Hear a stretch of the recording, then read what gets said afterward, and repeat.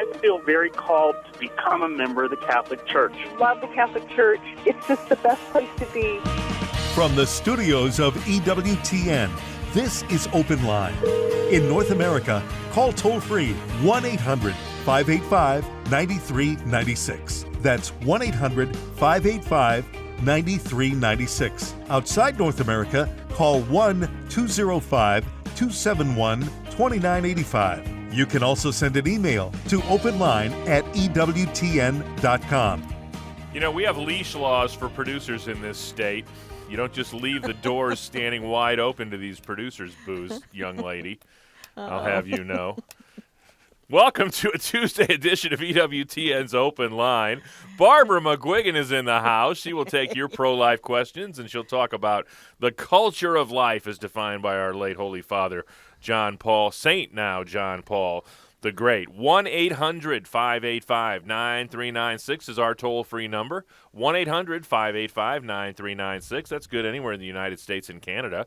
If you're outside the United States and Canada, we'd love to hear what's going on in your neck of the woods. Your number is 1-205-271-2985. That's 1-205-271-2985. And or you can send us an email, openline@EWTN.com. I'm Jack Williams. The lovely and talented Elena Rodriguez produces the program, and she's receiving her afternoon espresso from the lovely and talented Jorge Grania, who makes a delivery about this time every day. Jorge, thank you very much. And screening your phone calls today is the lovely and talented Michael McCall. Celebrity phone screener today is Mr. Matt Gubensky is fulfilling his civic obligation, and he is sitting on a jury somewhere in the greater Birmingham area. As I said, our host, as she is every Tuesday, is our own. How nice is it to have our very own pro-life warrior, Barbara McGuigan. Barbara, how are you? I'm great. I'd rather hear your stand-up comedy. Michael McCall, interestingly enough, is a stand-up comedian. No kidding. An improv artist, and a darn good one on top of that. Yeah, he's actually very, very good. And well, so are you, Jack. Well, funny, as my father would say growing up. But don't worry, son, looks aren't everything. So, 1-800-585-9396. Barbara, yes. On a serious note, I want to put a little plug out for your youngest grandbaby, who's having a little respiratory virus that's kicking up, and mom and dad are having to work a little overtime to make sure this little guy is ready to breathe and breathe freely. So give us the very just give us the details so that all of our listeners can keep them your son and daughter-in-law in their prayers.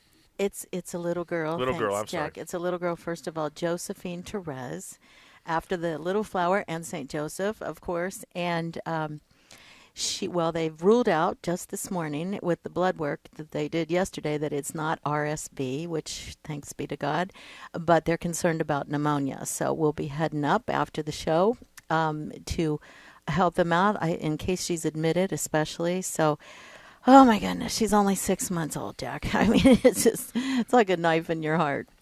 Trouble. So, you girls are trouble. Oh, no kidding. No kidding. But she's so darling. She tries to smile, and it just breaks your heart when she smiles. So anyway, I better get off of that, or you'll have a whimpering mess here. We'll keep your son and daughter-in-law and little baby Joe in our prayers for sure.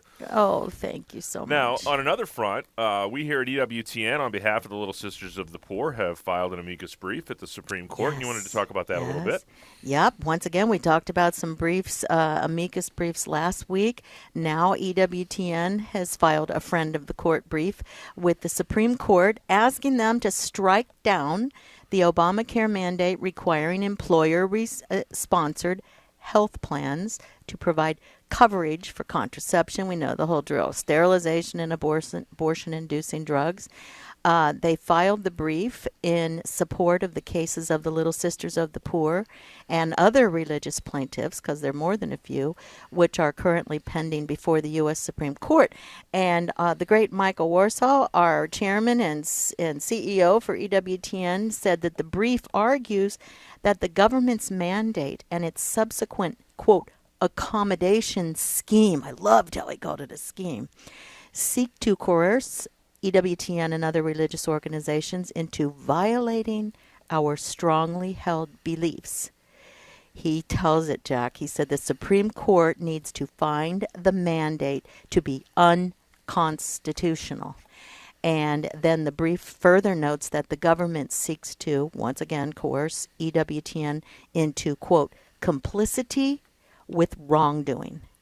Giving in would not only violate EWTN's conscience, but would destroy EWTN's credibility as a witness to the Catholic faith it proclaims every day to a worldwide audience. So we don't mess around. I mean, this is a pointed brief, I'll tell you. And hopefully, by the grace of God, they will see this. The Supreme Court will rule this whole HHS mandate unconstitutional. So, yes. That is the prayer for us to make, to be sure. Oh, yes. Tell you what, Barbara, right off the bat here, we've got Cruz, who's been kind enough to call us from Amarillo, Texas. So let's head to the phones here and take Cruz's phone call. He's listening on AM 1360. Cruz, you're on with Barbara McGuigan. Hi, Cruz. Hi, how are you, Barbara? Couldn't be better. How about you, good man? Well, this is Mrs. Cruz Martinez. Oh, Mrs. Cruz. Okay, good. All righty. How can we help? Well, this is my question. They're going to be having a pro-life breakfast on the 16th of January, this coming Saturday. Absolutely. And I attended to one like 2 years ago in Wichita, Kansas. And this year, my grandson lives in Clovis, New Mexico, and he had to write a paper, which now I understand he has to do with pro-life. And he was elected as first place in the schools of Clovis, New Mexico. And for that reason, he later went into district, and he got third place. So he's been invited. Well, he's been invited to the breakfast, and now we're hoping to be able to be with him. But I want to get the meaning of the breakfast, because, like I said, I attended one, and I understand what pro-life is, and we're all pro-life for sure, and we love babies as a gift of God. But what do you know? What can you tell me about what it means to have a breakfast for pro-life? Okay, well, you know that is coming up soon, January 22nd in 1973. That's when the Roe versus Wade decision was passed to legalize abortion, right? So around this time, we have breakfasts, we have walks, we have the big March for Life in Washington, D.C., of course. And it's certainly not celebrating the Roe v. Wade decision. It's not a celebration. It is a commemoration of almost 60 million dead unborn babies by surgical abortion. And, of course, if you consider all of the birth control, the oral contraceptive abortions and the RU-486 and the Plan B, and it goes on and on. If you consider all those, we commemorate the deaths of almost together 280 million, almost the whole population of the United States, Mrs. Cruz, put it that way. So that's why we have pro-life breakfasts and walks and marches. Yes, and I know it's important. I try to watch at EWTN, all the march that goes on in Washington, and then when they have it, in California, and all those things. So I think it's important, We love to get people to see what God intends for us to do, which, Yes. appreciate the gift that He gives us, which is life. And that's why I think it's really, really a good activity, But I thought I'm going to ask just to make sure to get the right feeling, for what it is. Well, no worries. Now you have it, but it seems to me you already did have it, so that's okay. I just wanted to make sure, because you want to, intently get people motivated to think that, this is a gift that we shouldn't let waste, Right. It's just a blessing. Oh, We have you're blessed with all our children, and Life grandchildren. is a Yes. gift. Amen. You are spot on. Thank you, dear heart, for calling Thank the you very show. much. God bless you. God bless you. Thank you. Appreciate the phone call. 1-800-585-9396 is our toll-free number with your questions for our pro-life warrior, Barbara McGuigan. 1-800-585-9396. Open Line Tuesday rolls on.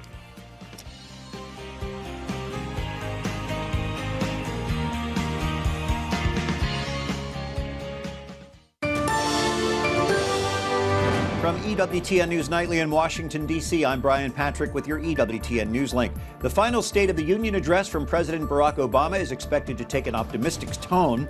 House Speaker Paul Ryan has invited the Little Sisters of the Poor to attend tonight's speech. They're challenging the administration's contraceptive mandate. On the eve of that speech, the president of the Family Research Council delivers his own State of the Family address. Tony Perkins denounces national policies he says undermine families, urging Christians to pray and vote. A Syrian suicide bomber detonates a bomb in a historic district of Istanbul, popular with tourists. At least 10 people died, 9 of them German tourists, 15 more people were wounded. And Pope Francis's new book is released today. The Name of God is Mercy is 100 pages, available now in 86 countries. Through a series of interviews with a Vatican reporter, the Holy Father shares his vision of God's mercy. I'm Brian Patrick with your EWTN News Link. Join us tonight for EWTN News Nightly. This is Archbishop Charles J. Chaput, the Archbishop of Philadelphia, Pennsylvania, and you're listening to the EWTN Global Catholic Radio Network. This is Open Line on the EWTN Global Catholic Radio Network. If you have a question or comment, call 1-800-585-9396. Outside North America, call 1-205-271-2985 or send an email to openline@ewtn.com. Tonight on Mother Angelica Live, classics during this year of mercy, Mother talks about compassion. And that's at 8 Eastern tonight on EWTN television. And earlier today, Tom Price suggested we could all use a little more compassion. And I think he was talking about me, to be honest with you, Barbara. I think that Tom Price was trying to send me a message.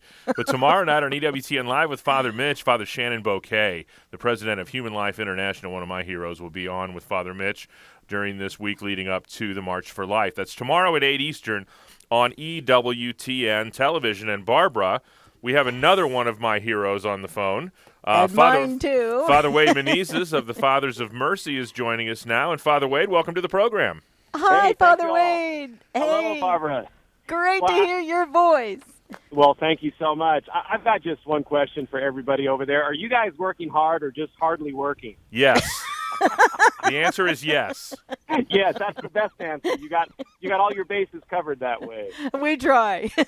Hey, just two things, no question, just two comments. Okay. First of all, I just found out about an hour ago that Speaker of the House Paul Ryan from Wisconsin has invited the Little Sisters of the Poor Yes. to be in the gallery this evening during President Obama's State of the Union address. And I just think that's an awesome, awesome witness of religious Perfect. liberty. And so I wanted to bring that to the attention of all the viewers and your listeners, excuse me. And I just found this out. Second of all, Barbara, I happen to have an open Mass intention day tomorrow for my daily Mass. And please know that I will offer Mass for the recovery fully of little Josephine Therese, your granddaughter. Oh, God love Okay. you. Thank you so, so much. You're Oh, very welcome. And I will also lift up her parents. and how about our grandparents, too? Okay, we'll get her grandparents. We're suffering as well. This is precisely what we mean when we say the merits of Christ from the cross are absolutely infinite. Oh, that's the truth. God bless All right. you so much. Thank Well, you. God bless you all, and as I like to tell everybody I come into contact with, don't keep the faith, spread it. Hey, Spread thank it. you, Father Wade. Amen. Oh, good. All right, God bless you all. God bless you, Thank Father. Thanks so you. much for that Bye-bye. phone call. Father Wade Menezes of the Fathers of Mercy. Oh, he's a great one. I tell you, Barbara, he was the friars here at EWTN, the Franciscan Missionaries of the Eternal Word, were on retreat last week. So Father Wade was here all week taking care of the liturgical needs of everybody here at the network, and the the servers were almost shut down with all the emails we received about his homilies during daily mass last week. It's just he's powerful, unbelievable, fantastic, spirit-filled priest. Wow. Well, Barbara, we've got a story, and it's of particular. It caught my eye from the very beginning. As you know, we've talked about this. My wife is battling pancreatic cancer, and we have a pancreatic cancer story from Texas that you wanted to touch on today. Oh, well, yes. And this is because of a Texas law, really, Jack, but it's very tragic.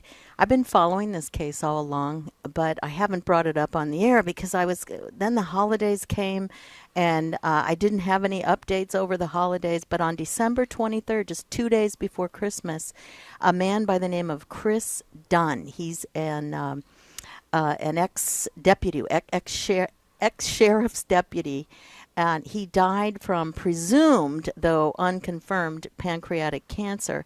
And, of course, his body was ravaged by cancer in a few short months. But here's the thing.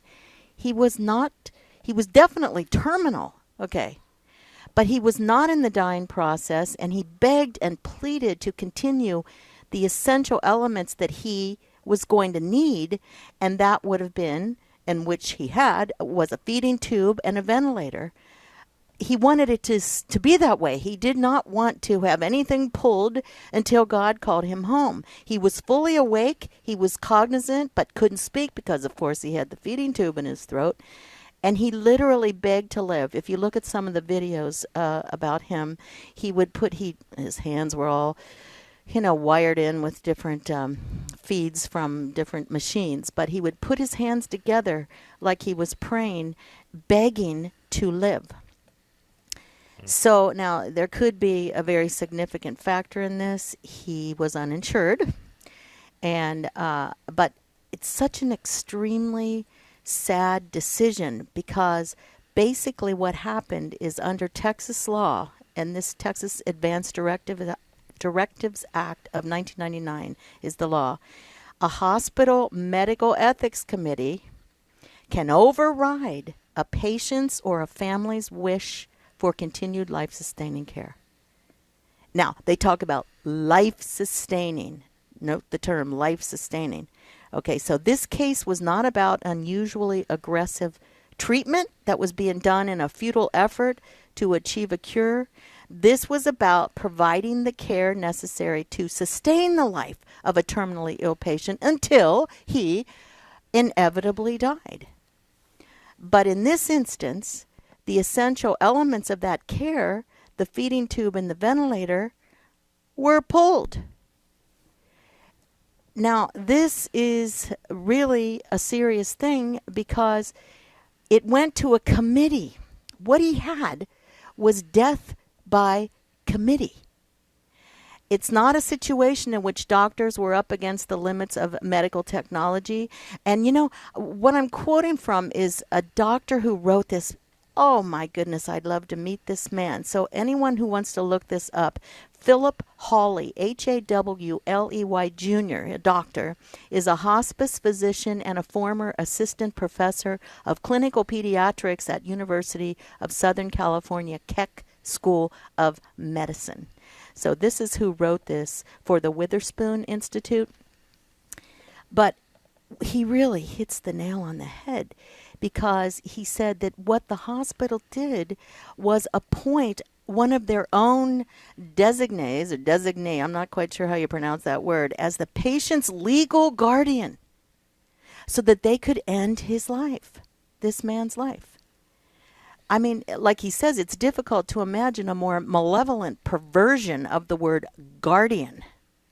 So being a hospice doctor, he participated in many treatment discussions on behalf of terminally ill patients. He said, I will readily acknowledge that he's watched patients and families sometimes have very unrealistic hopes for a cure. But he said, acknowledging this possibility does not redeem a badly flawed law or vindicate a morally corrupt decision. Because in deciding to withdraw life-sustaining treatment from an alert and cognizant patient who so obviously wanted to continue living, the hospital and its ethics committee stole from him the two most fundamental rights enumerated in our Constitution. What are they? Life and liberty. So, and I love the way he spelled this all out. He says, virtue has left the room. And he said, it's very telling what a hospital spokesperson said. He said, we feel strongly that every decision we have made is in the best interest of the patient. And this is a very key concept, because when faced with a conflict between the physician's treatment recommendations and the patient's wishes, medical ethicists often invoke the best interests standard, weighing the potential benefits and the burdens of a particular course of treatment. So for patients with terminal illnesses, this standard often leads to utilitarian questions. Is the patient's life still worth living? And basically what they're saying is, is his quality of life, if it stinks, then his life is not worth living. So this is very serious. This is very serious, and this is going on now in Texas. So, sometimes people say, well, good, I don't live in Texas. Hey, this kind of mentality travels. This is utilitarianism at its best. It's taking away the life and liberty of a person who wanted to remain on these two things, on the feeding tube and on the respiratory machine, so that he could die when God wanted to take him. So it's very sad. It's very serious, and it's very, very sad.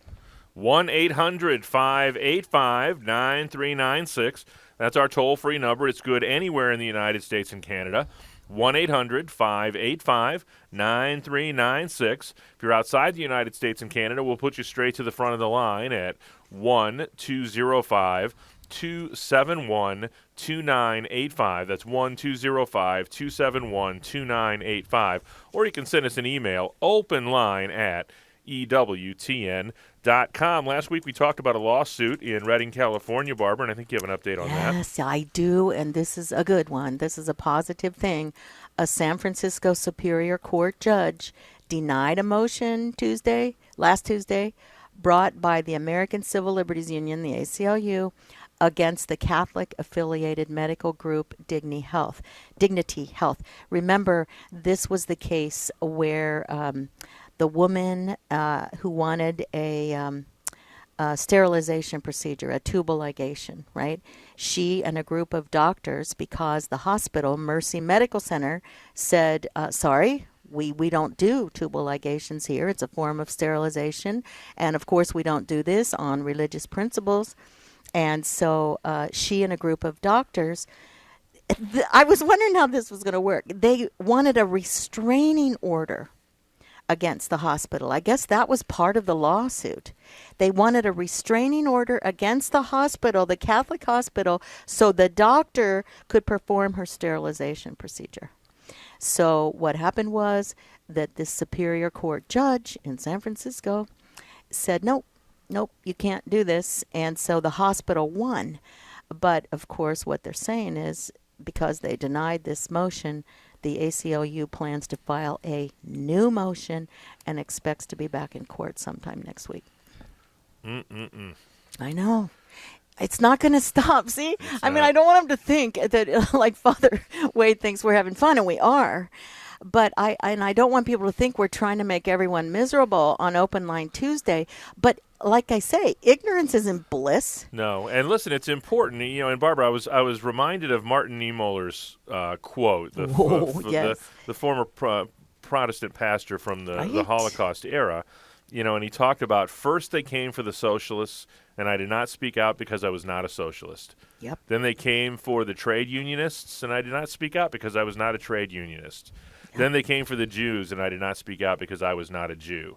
Then they came for me, and there was no one left to speak for me. There you go. I mean, that is really the bottom line because they're so inconsistent the way the modern bioethics are going now.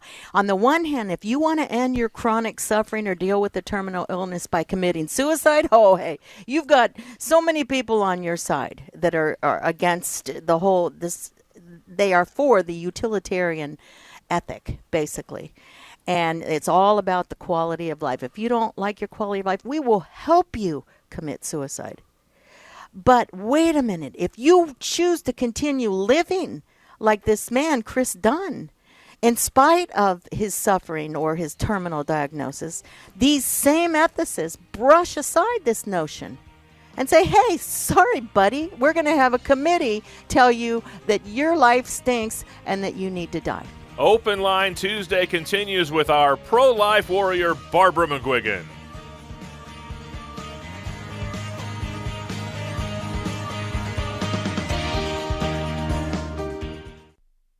Do you know what a POLST document is? It stands for Physician's Order for Life-Sustaining Treatment, and it's a medical order signed by a provider that doesn't have to be reviewed, even when your medical situation changes and that can be life-threatening. At vulnerable moments when you're most in need of good care, do you really want a document restricting what's best for you? Get the facts. Go to cathmed.org. Don't sign your life away. Don't sign the POLST, and don't let anyone else sign it for you. Learn more at cathmed.org. That's cathmed.org.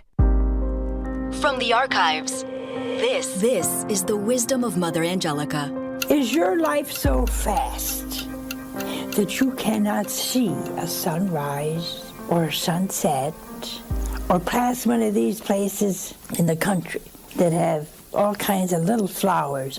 Have you ever stopped and just walked through them and said, our God is wonderful? So you're so caught up in gadgets. Rush, rush, rush, rush, rush. And you're living, and you're not living. And you're getting older, but you won't admit it. I have a real problem with somebody say, how old are you? They say, but I don't talk about my age.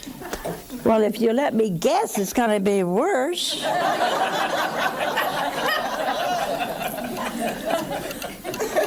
Isn't it? For more about Mother Angelica, visit EWTNRC.com.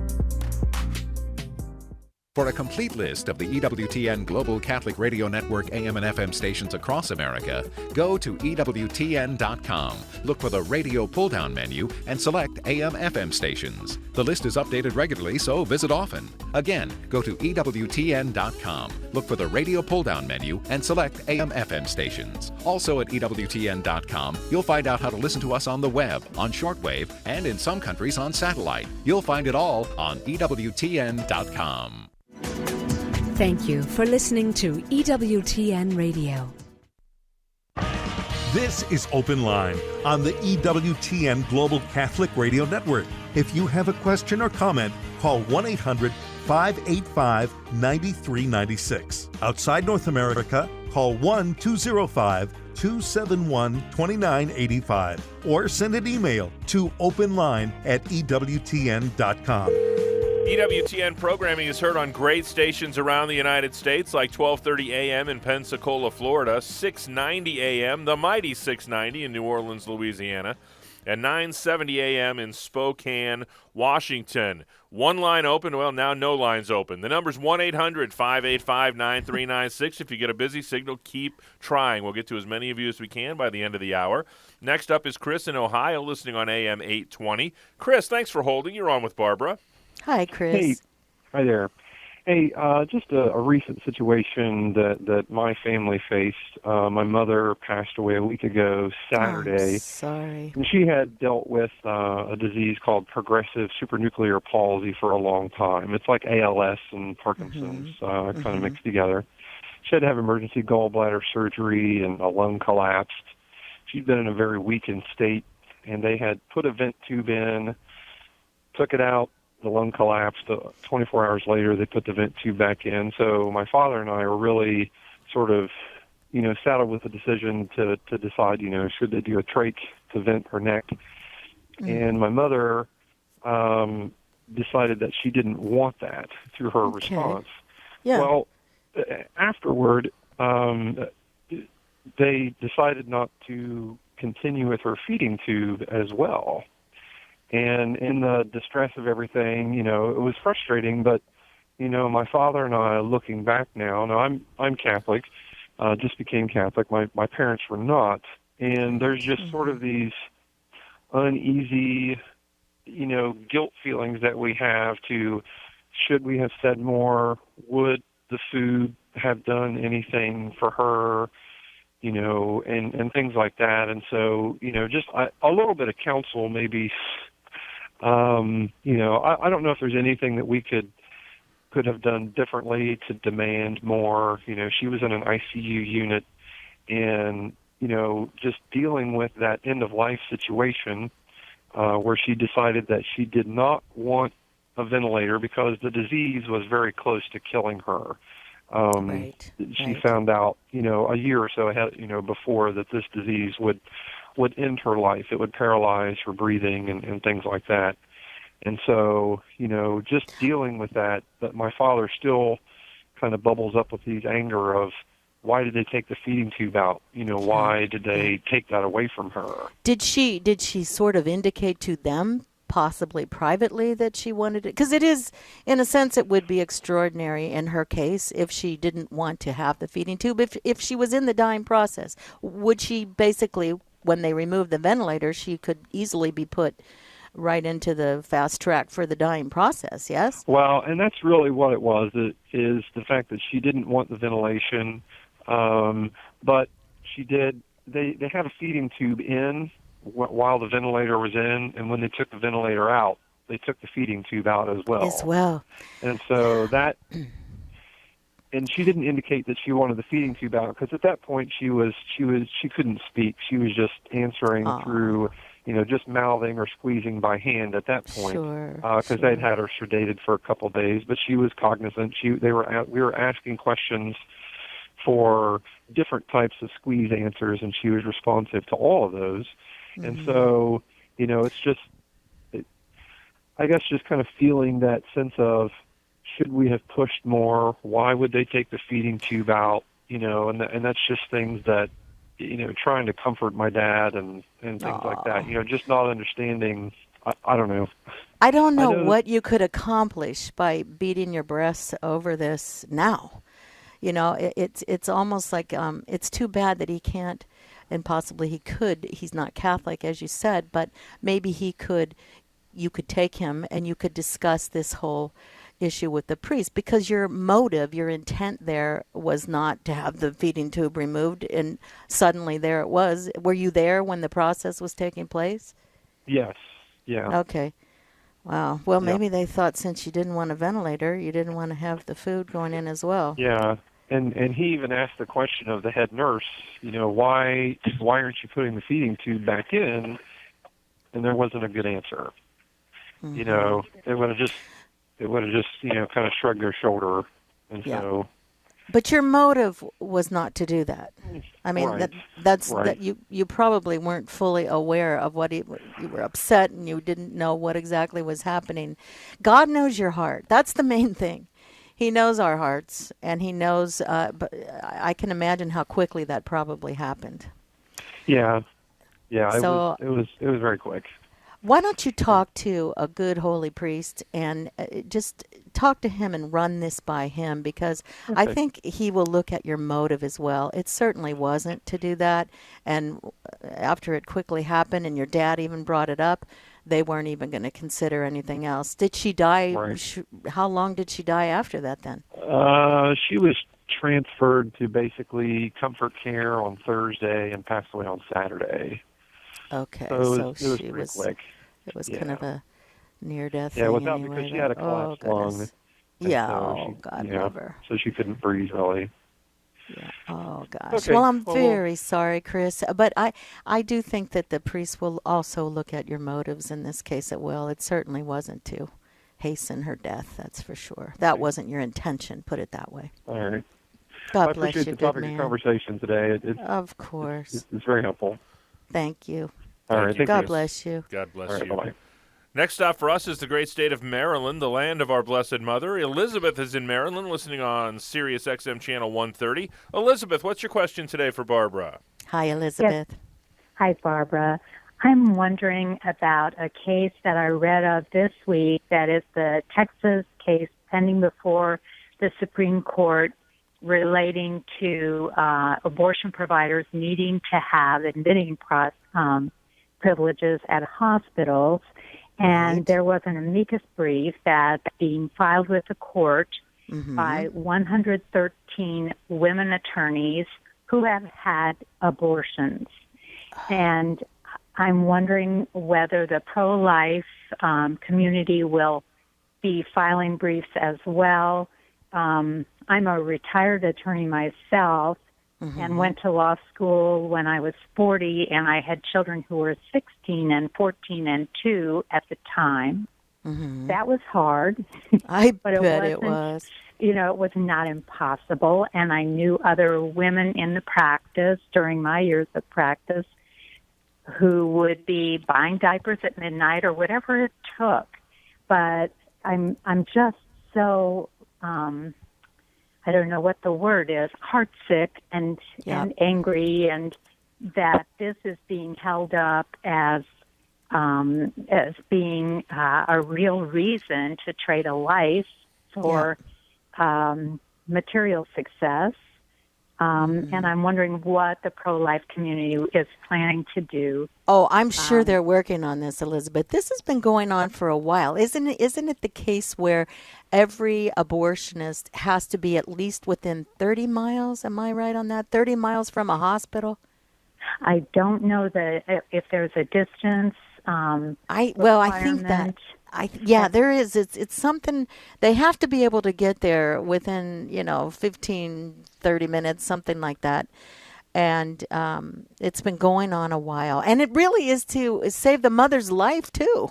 Not just the unborn child, but the mother as well. The mother's life. And in fact, I have not. I apologize, but I have not finished going through the entire brief that they have filed, but I did find it. And one of the very first arguments they make is regarding safe abortion. And I'm thinking, well, the law is designed for that. Exactly. So, that's not even, it's a specious argument, but it definitely is. And they all are. If you look on the other side, you will see that they are ridiculous what they come up with.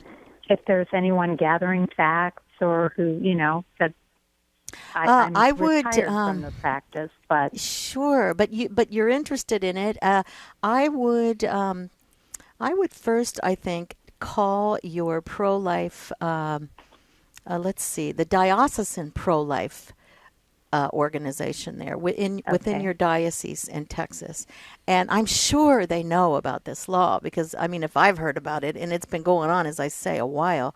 That they would know what's being done, and possibly, Elizabeth, the Holy Spirit's calling you to go into high gear here and put something together, some kind of an amicus brief together. Right. They so need people. Oh my goodness, to defend pro-life causes. They really do. Well, I have the experiences that I've had really show me some really heroic people, and not just. Women, men as well, who went through the fire to get through law school and practice. And, so I know that this argument is it's just not holding water at all. No. And so... You're so right. And really, I'm so grateful that you're interested in talking about women and men that are refusing to compromise with evil. If you can listen to The Good Fight, because it's all about the lawsuits that are against David Daleiden. David Daleiden, the Center for Medical Progress, who exposed Planned Parenthood's harvesting and selling of baby parts. Maybe if you listen to Catholic radio, you've heard plenty of this. He will be on the second hour on The Good Fight. That's noon Pacific. 2 Central Time there in Texas. And Anne McElhinney, the lady who is producing and directing the Gosnell movie, she's going to be on in the first hour on The Good Fight. So I have read a lot of that report, and it is just horrible. So listen to The Good Fight, 2 p.m. Eastern on EWTN radio, of course. And two heroes, my heroes for sure, and I think most of us, because they are exposing the darkness. And that's what we're all trying to do. That's what we have to do, right? Oh, yeah, absolutely. So And, God bless you, Elizabeth. I'm so grateful that you called today. Well, he has blessed me. I have a dear little grandson who was born out of wedlock, and I have no doubt that he was meant to be. And so I've seen I'm old enough. I've seen a lot, and I know that life is just precious. Amen. Oh, so well said. God bless you, dear lady. Thank you. All righty. Bye-bye now. Bye-bye. 1-800-585-9396. We've still got time for your phone calls. Next up is Jean in Cincinnati, Ohio, listening on Sacred Heart Radio, AM 740. Jean, you're on with Barbara McGuigan. Hi, Jean. Hi. Thank you. Thank you so much. Sure. Thank you for... you brought up about your granddaughter, and I just wanted to say that I would definitely pray for her. Oh, thank you. I had pneumonia when I was 6 months old. You did. Yeah, and I've lived goodness. 7 mostly healthy years. So, awesome. I just remember my mother saying, when I came out of that one time they were so glad to hear me cry, Oh, listen. Oh, gosh. We're on our way up as soon as this show's over today and probably spend the night, and we'll be there all day tomorrow. But I just, it's just we too keep much. you in prayer. Definitely, we'll be keeping you in prayer. Thank you. And how can I help you today? Well, I'm just grateful, too, that you're bringing David Zaliden on. I haven't heard from him much, and I will be praying for that, too, for that show and for his work. Thank you. And I also wondered, did you by chance hear of, I'm sure you have, the man in Texas, you keep talking what's going on down in Texas, but the one who, his son was in the hospital down there? Oh, with the gun, right? Is that what we're coming to, that he went in with the gun? And well, he had a year to serve after that. He did relinquish the gun, but they said his son, they diagnosed him as brain dead, right? And this is the dad. He said he knew his son was still in there, and so he wanted to give him more time. Actually, it was only 3 hours more, and his son looked at him, squeezed his hand, and then the other people came in. This was after he relinquished the gun. And then he just barricaded himself in with his son. And 3 hours later, his son was not good as new, but he was on the road to recovery. And so they had to reverse the brain dead decision. So, yes, I am aware of that. And I'm going, not to say we need to take our guns in, but he did give his kid more time, 3 hours more time to change and make a difference. He did also have to serve, what was it, about a year in jail? A year, yeah. Yeah. Mm-hmm. Yeah. God love him, but his son, and so he just got out. I think it was right around Christmas Day or New Year's Day, something like that. And so he was reunited then with his family, his son and his family. Oh, what a blessing. Yeah, he looked healthy in the picture. I mean, he is. He is. His son would not be alive if he hadn't done that. So I'm sure God understands that. And he wasn't going to shoot anyone, I'm sure. He just was trying to keep them from coming in the room. But I don't know I think that's he said that he was under the influence of alcohol. and that's not a good thing. He broke the law, he said, but he did it for a good reason, And he was so grateful to his father. I didn't read that part about it, Lordy. Well, what are we going to do? LifeSite News.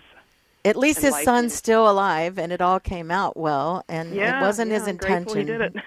Yeah, just to keep him. Oh, gosh, I know. Thank you, dear heart, for calling. Thank you. God bless you. God bless you. Well, let's go to the Republic of Texas, shall we, Barbara? Lynn is in Dallas, listening on AM 910 Guadalupe Radio. Lynn, you're on with Barbara McGuigan. Hi, Lynn. Hi, Lynn. Hi, Barbara. Thank you for taking my call. Sure. I was calling about that story you were talking about earlier about the Chris Dunn situation in Texas. Mm-hmm. I'm in Texas, and I have a dear friend who is suffering from terminal cancer, who currently is in the hospital. Is there any information I can go to read about this, or what can we do as Texans to protect ourselves from this? Well, it's this committee that you're up against with this Texas Advanced Directives Act of 1999. So it's become law, Texas law. I just wonder if anything could have been done had they had what Dr. Paul Byrne, his guardian protection form. I gave this out before, and I'm going to give it out again because, in other words, if you just put on your driver's license that you don't want to donate your organs, they don't look at that anymore. They don't even look at that in the hospitals. So if you go to lifeguardianfoundation.org. Okay. Life Guardian Foundation, one word altogether, .org. You can pull up these special forms about to preserve your life, to protect and to preserve your life. And I think this would be a good starting place. Okay. So that might be a good thing. And then also, gosh, I don't know. Jack, what do you think? I mean, they can reverse the act somehow? I mean, if they...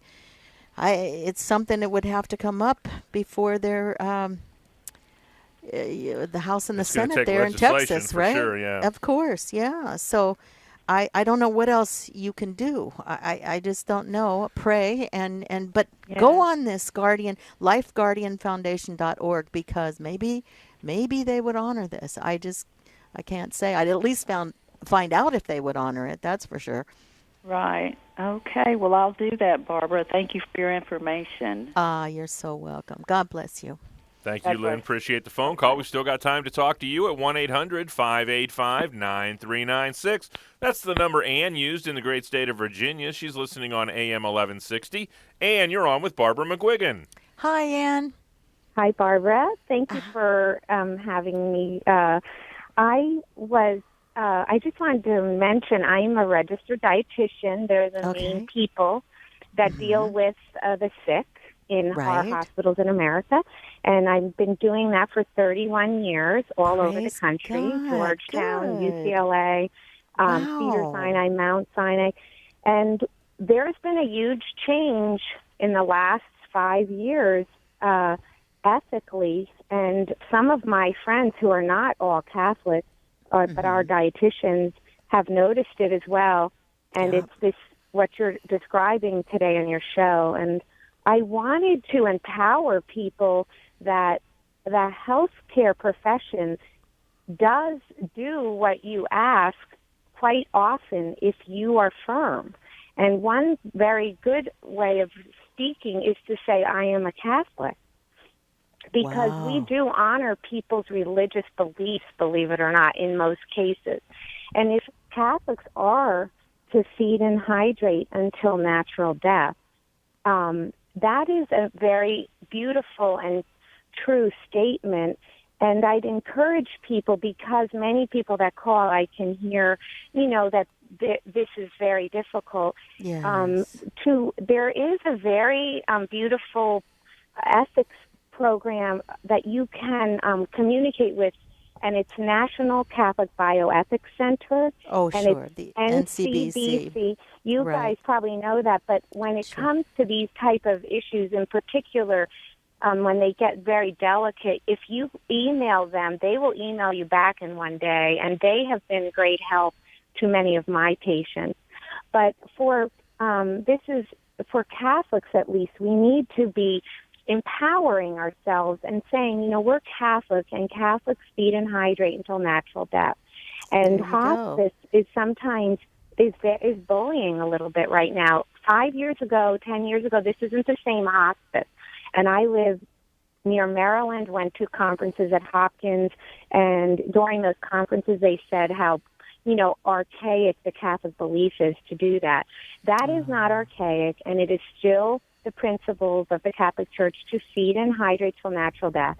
Now, being a dietitian, there are many ways we can do it easily without strain to the body. And we don't keep people alive very much longer, especially if they're going to die natural, like from cancer or whatever. But just be cautious, every Catholic out there. say those words. We are to feed and hydrate till natural death, and ask for that to be done. And there are very creative ways, and every hospital, every unit of every hospital and rehab has a dietitian. It's the law. Ask that dietitian, how would you feed and hydrate my mom or dad, and get some creative ideas. And, until natural death. You know, I'm glad you called, because I was going to ask Chris, after they pulled the ventilator and the feeding tube from his dear mother, she died, what did he say, Thursday? She went from Thursday to Sunday, I guess. I was going to ask him if they were giving her hydration of some kind. Right, and sometimes they do, but once you start hospice, often they will not do that. So you need to do it ahead of time and say, go into hospice with the feeding tube or with, a little hydration. Because hospice is usually a very beautiful program, but there is now an underlying non-hydration, non-feeding component to it. So be sure your hospice is not like that. And if they are, say, I'm a Catholic before anything else, and I would like my mother, daughter, sister, brother to be fed and hydrated until natural death. And they will, or just don't go to hospice. I mean, pain management is number one, of course, but hydration and feeding can be gentle, even if it's a small percentage. But without it, you would die in 3 days without food, without liquid, and not much longer without food. But we and what happens is the delaying of this can cause something we call multi-organ failure, and that is then people will be saying, well, look at, they're not tolerating it, when actually they, on purpose, stopped, didn't feed, and this has happened in even rehabs, where they delay feeding, and then what happens is you have multi-organ. So as Catholics, everyone who's listening, please be empowered to get some hydration and food. Usually until we use the very gut. end. Establish that from the beginning, huh? Establish that. Yeah, and there's a very simple tube feeding you can get. Sure. It's called a 13 French tube that they place. It's a pediatric tube, and you can swallow it. It doesn't even permeate a membrane. It just goes down the natural passageway. That's one. Another is, if it's a little long-term, is a little G tube, which is just not too much different than having a pierced earring put in. I know I'm sounding silly, but these are not very aggressive. They can be done at home, and but I want to encourage people, don't let the healthcare community bully you. No. Well, thank you so much, Ann. We're going to have to shut down the show. I so appreciate your call. You heard it, folks, from a Catholic dietitian. And we get this all the time, don't we, Jack? We do. Nurses and doctors even will call in and say, hey, this is what's going on now, and it's changed. So, thank you, Ann. God love you. God bless you, Ann, there in the great state of Virginia. Barbara, my apologies to Diana and Joe, but we have come flat up against our old enemy, the clock, once again on another edition of EWTN's Open Line Tuesday. Thanks so much for being so gracious with your time. What's coming up for you with March for Life approaching? I will be at the Walk for Life on the 23rd, I think it is, on the Saturday after this Saturday, a week from Saturday. Walk for Life West Coast. You can see Barbara McGuigan in the flesh. Well, Barbara, thanks for your time, and on behalf, thank you, Jeff. On behalf of our host, Barbara McGuigan, our producer, Elena Rodriguez, call screener, Mr. Michael McCall, I'm Jack Williams, thanking you so much for taking some time out of your day. We'll be back at it again tomorrow with Father Mitch Packway in the house, taking your questions on church teaching, ancient languages, canon law, and the like. Until we get together then, God bless.